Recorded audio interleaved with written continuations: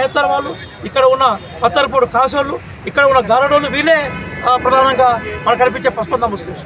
కేంద్రంలో బీజేపీ పస్మందా ముస్లిం రిజర్వేషన్ ఇస్తామని స్వయంగా పార్టీ నేతలు అట్లాగే గౌరవ ప్రధానమంత్రి మోడీ గారు చెప్తా ఉంటే రాష్ట్రంకి వస్తే అవగాహన రైతులతో బీజేపీ ఎంపీలు మాట్లాడడం అనేది ఆ పార్టీ యొక్క 2 నాలుకల దూరికి దర్శనం కనబడతా ఉన్నది. మేమేమంటున్నాం అంటే సెంట్రల్లో మీరు ఏ పస్మందా ముస్లింలకు రిజర్వేషన్లు ఇవ్వాలనుకుంటారో అదే పస్మందా ముస్లింలు ఇక్కడ ఉన్నాం. పస్మందా ముస్లిం నిర్వచనం చెప్పండి. మీరు ఏ పస్మందా ముస్లింలకు నిర్వచనం చెప్తున్నారో ఆ నిర్వచనాన్ని అన్వయం చేసే గ్రూపులు అన్నీ కూడా తెలంగాణలో ఉన్నాయి. కాబట్టి ఈ రిజర్వేషన్లను బీజేపీ సంబంధించిన కొంతమంది స్థానిక నాయకులు వ్యతిరేకించడం సరైనది కాదు. అవసరమైతే జాతీయ స్థాయి బీజేపీ నాయకత్వాన్ని కూడా మేము కలుస్తాం. కలిసి పస్మందా విషయంలో ఆ పార్టీ వైఖరి ఏదో అది ఖచ్చితంగా బయటకు చెప్పాలనే విషయాన్ని నేను డిమాండ్ చేస్తాను. అసెంబ్లీలో తీర్మానం చేసింది కదా, సో అసెంబ్లీ తీర్మానం చేసి ఇది బీసీ డిక్లరేషన్ బిల్లు కాదు, ఇది ముస్లిం డిక్లరేషన్ బిల్లు అంటూ మాట్లాడుతున్నాం.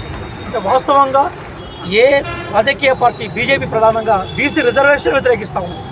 మీరు బీసీ రిజర్వేషన్ వ్యతిరేకంగా మీరు మాట్లాడుతూ ఆ వ్యతిరేకతను ముస్లింల భుజాల మీద, అంటే ముస్లింల వెనుకబడి తరగతుల భుజాల మీద తుపాకీ పెట్టి కాల్చాలనుకుంటున్నాడు. మేమేమంటున్నాం అంటే భారత రాజ్యాంగంలో ఎక్కడ కూడా బ్యాక్వర్డ్ క్యాస్ట్ అనే పదం ఉపయోగించబడలేదు. భారత రాజ్యాంగంలో బ్యాక్వర్డ్ క్లాస్ వెనుకబడ్డ తరగతి అని నిర్వహించబడింది.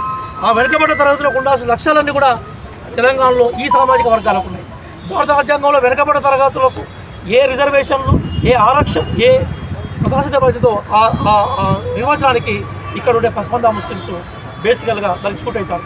మరి బీజేపీని మేము రిక్వెస్ట్ చేస్తూ ఉన్నాం, మీరు నిజంగా కేంద్రంలో పస్మందా ముస్లిమ్స్ అని గురించి మీరు గొప్పగా మాట్లాడుతున్నారు కదా, మరి తెలంగాణ విషయానికి వచ్చినప్పుడు అదే పస్మందా ముస్లిం రిజర్వేషన్ సిస్టమ్ మీద ఎందుకు వ్యతిరేకిస్తూ ఉన్నారు? అంటే కేవలం మీకు రాజకీయ లబ్ధి కోసం ఈరోజు ఆ మంచి పేరు ఇక్కడ ముఖ్యమంత్రి గారికో ఇక్కడ ప్రభుత్వానికో దాన్ని సమర్థించిన రాజకీయ పార్టీలకు రావడం మీకు ఇష్టం లేదు.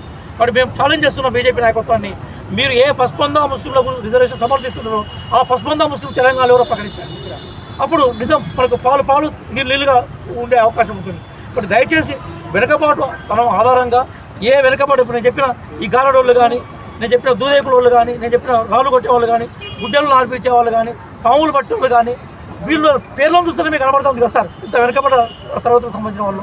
కాబట్టి వీళ్ళ రిజర్వేషన్ వ్యతిరేకించడం అంటే పేదలను వ్యతిరేకించడమే, వీళ్ళ రిజర్వేషన్ వ్యతిరేకించడం అంటే రాజ్యాంగాన్ని వ్యతిరేకించడం. కాబట్టి బీజేపీ నాయకులు ఈ విషయంలో పునరాలోచించుకోవాలని మేము వెనుకబడ్డ ముస్లిం సమాజం వచ్చి అందరూ అన్ని గ్రూపులకు సంబంధించిన నాయకులు వచ్చారు, పేదవాళ్ళు వచ్చారు, వీరి వైపు నుంచి మేము విజ్ఞప్తి చేస్తున్నాం.